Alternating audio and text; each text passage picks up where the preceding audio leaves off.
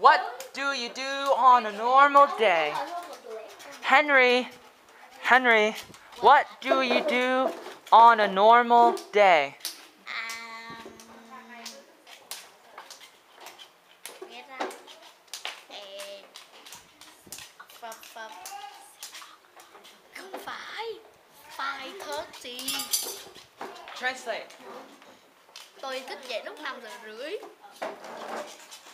I am of PM. Tất nhiên là buổi sáng dậy là lúc 6 AM, right? In the morning. Có bao giờ ông dậy lúc 5:30 buổi chiều? I have breakfast with Herbalife. Yeah.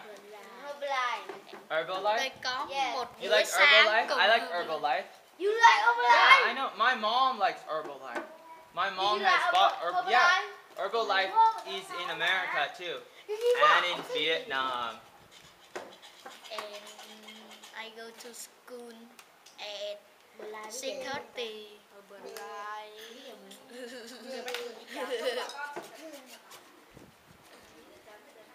I'm go home at 5 o'clock and study English.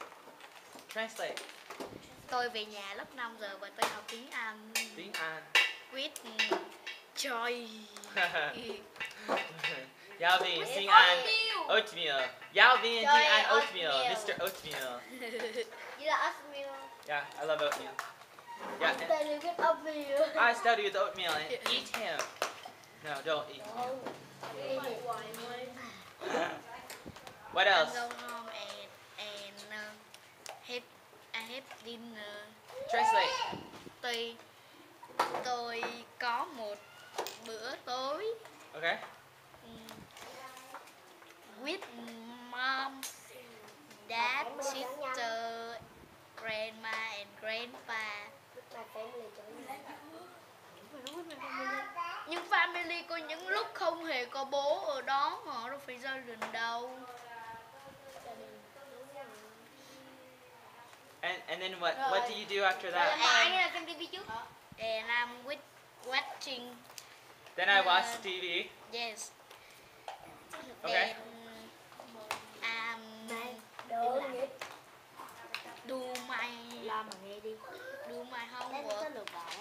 Okay. I go to bed at 10 o'clock. Translate.